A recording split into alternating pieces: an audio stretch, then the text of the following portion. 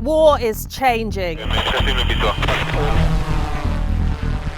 Drones are revolutionizing the way we fight. You sit there and you second guess whether this one is going to hit you or is this one going to hit your family. And redefining the battlefield.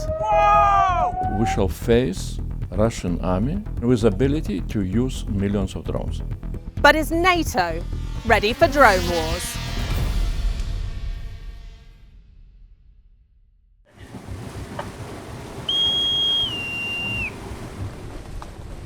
Off the Polish coast, we're sailing in contested waters.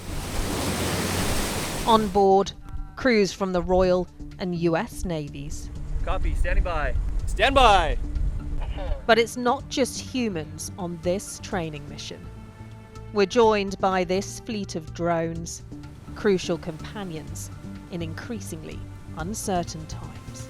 The drones that we have in the water right now are called GARS. They are optimized for going out, providing maritime domain awareness, collecting an open ocean, as well as providing one-way attack. Sabotage has rocketed in the Baltic Sea since the start of the war in Ukraine. Russia's been accused of damaging cables and pipelines, something it denies. In the future, unmanned vessels could be used to monitor this area 24/7 for signs of enemy activity, all at the fraction of the price of a crewed warship. These drones give the Navy flexibility because they can be controlled using screens on board, they can be controlled from a few miles away on the land, or they can even be controlled from the east coast of America. Russia's invasion of Ukraine sparked a revolution in drone warfare. Facing one of the world's strongest militaries, the Ukrainians used the cheap, adaptable tech to their advantage. It's estimated drones are now responsible for 80% of all damage they inflict on the battlefield. Russia's caught up fast, but how about NATO? So I think NATO is adapting. The challenge for us is really the pace of adaptation that is necessary in order to be competitive in the future. And that is an area where I don't think any of us can be confident that we're moving fast enough. Rear Admiral Mattis and his team are trying to speed things up, testing and training on a range of drones, hoping to help quickly boost the US Navy and NATO's defences. So it's clear that the message here is NATO mustn't delay in preparing for a possible drone war. But that isn't an easy task. It will need to produce millions and millions of drones every year, and they'll need to be updated every few months. This is the reality of what a drone war demands. In Ukraine, along both sides of the front line, is an area controlled by drones called Death Valley. Sending a soldier would be a suicide mission. It's estimated a tank can survive 6 minutes. On European continent, at the moment, there are only 2 military forces or armies, battle-tested, with ability to use millions of drones. One is Russian, which is planning new aggressions. Another one is Ukrainian. Russia and Ukraine are now drone fighting experts. The fear is, in the next 5 years, that expertise could be used by Putin's forces against a NATO country. We shall face Russian army, battle-tested, much stronger than it was back in 2022, and with ability to use millions of drones. Survival demands an army of drones. This year, Ukraine will make 4.5 million, 3 times as many as in 2024. It requires constant innovation, some of which is happening beyond Ukraine's borders. So I'm heading to southern Germany to meet some of the companies involved in the drone revolution. So as we're making our way, now is a good opportunity for me to break down a little bit more how the military can use drones. And when I say the word drone, probably a lot of people think about something like this. But actually, unmanned machines can be used in the sky, on the land, or on the sea. And they have several main uses. So there's surveillance and reconnaissance, attack, defence, logistics, so that could be, for example, bringing troops food or medicine, and they can clear mines. Now, the majority of drones that we're seeing being used in Ukraine at the moment are called first-person view or FPV drones, and they can cost as little as $500. These are cheap, off-the-shelf units which have been adapted to carry explosives, but they are really just the start. Far from the trenches of Ukraine, war is being reimagined.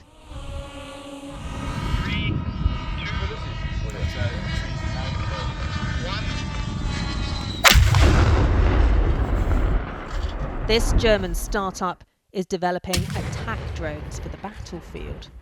They can carry a warhead powerful enough to destroy a tank and can travel at speeds of up to 250 kilometers an hour. So colloquially, we call these kamikaze drones, but in the business, they call them loitering munitions. And that's because you can fire this with a specific target and it will loiter in the air until it finds that target and then it can strike. In Ukraine, drones like this live for hours, maybe days, then they're gone, replaced, upgraded, and launched again. So we can click and drag to set up your mission, and then everything will be able to execute on its own.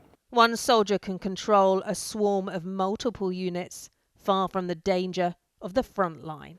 Potentially you could have your own little army in the sky. Exactly. You can have it's a force multiplier, if you will. You have one operator able to command more than one of these strike units and be able to attack and engage multiple targets across the battlefield. So what you see here is our tail wing, and it's all made for easy handling for soldiers, so you don't have to use any tools on the front line, and you just plug in the rudders. To stay ahead in the fight, the drones have to be easy to assemble, the tech quick to update. It's not about if we want to do this, it's all about how our enemies want to do this, and we have to react. So how far could the drone revolution go? Could machines totally replace man on the battlefield? This Bavarian company supplies ground drones to Ukraine and Germany. It doesn't get cold, it doesn't get hungry, it doesn't get sick, and it doesn't get tired. This model can be used for everything from evacuating casualties, surveillance, or as a mount for other weapons. Right now, humans control every mission. But in the future, could AI be making the decisions? I don't see it happening anytime soon. I'm convinced that AI, if it's a really good trained model, will probably make more rational and data-based decisions than any human will ever make. Making an army of machines that choose when to kill humans. It feels like uncomfortable, that thought. Don't you think it's rather machines killing machines than machines killing humans? In what way? Because it will be drones on each side attacking each other. But at the moment, drones are killing humans. This is the aftermath of a Russian swarm attack on Kyiv. It's a tactic where they send hundreds of attack drones to bombard the country in one night, overwhelming air defences and leaving residents terrified. Drones make a distinct sound. And so you sit there and you second guess whether this one is going to hit you or is this one going to hit your family or your friends or your loved ones. 22-year-old Volodymyr says people are now haunted by drones.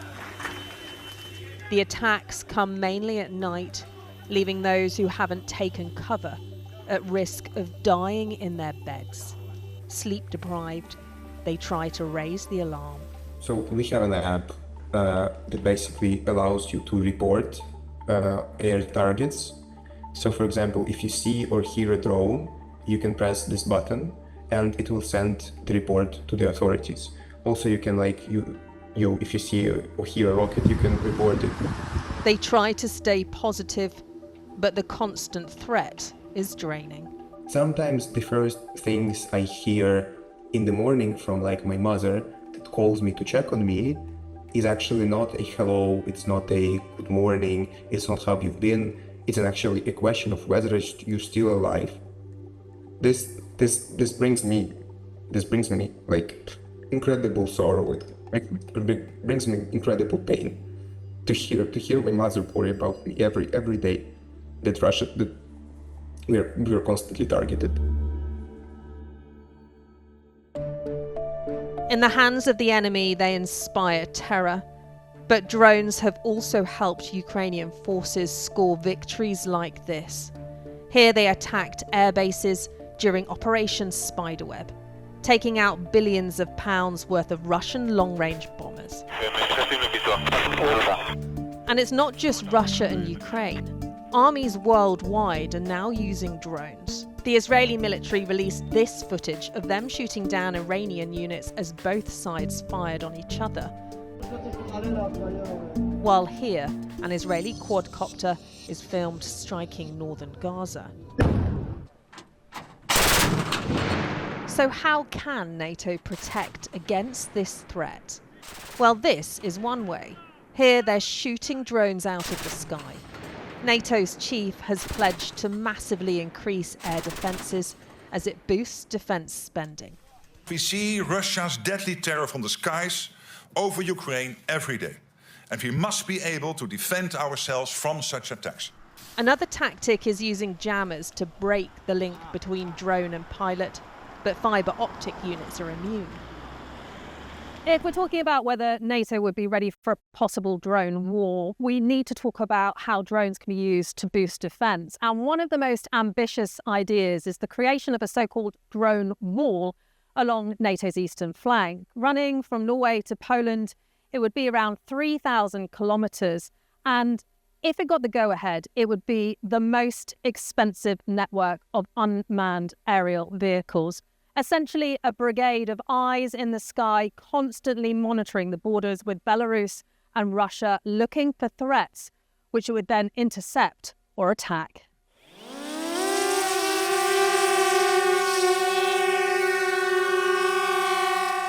In the German countryside, they're testing the latest defence drones to send to Ukraine. These don't just spot the enemy, they can also take them out. This is our interceptor drone. It's actually mounted below the big drones that you see standing out here. And we use this to actually intercept hostile drones at large distances. Onboard radar allows them to detect the enemy up to 5 kilometres away, giving them more time to intercept.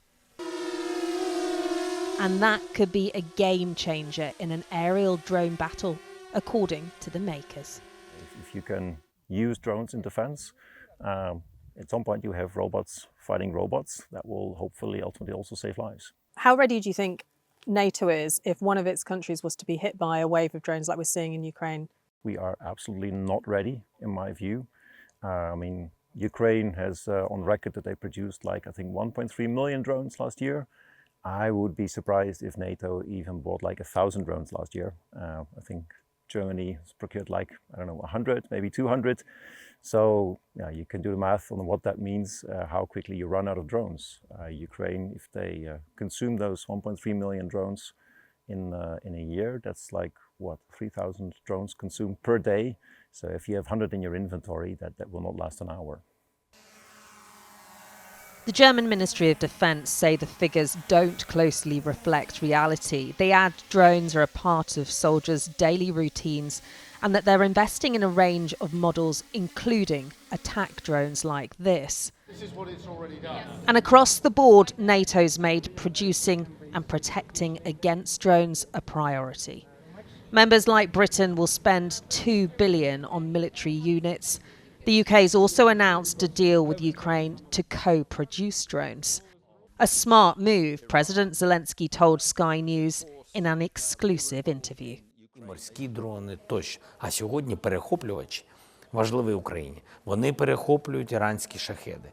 А завтра вони будуть також на складах у Британії. Я не вірю, що у вас буде війна, але добре, що у вас буде така зброя. But Russia's continued offensive is a wake-up call, a warning. NATO knows it can't stockpile drones as they'll go out of date. But Europe must be capable of making its own drone army in case of future attack. Russians can have around 5 million drones. So we need to have capacities bigger than those in order really to prevail. So it's a question is about millions of drones. It's very important now to start to build up, to develop teams of the people. Engineers, constructors, operators, digital people, ready to scale up production if the X is coming. From the skies of Ukraine to the battlefields of the Middle East, drones are revolutionizing warfare. NATO must learn to lead that revolution or risk leaving itself exposed.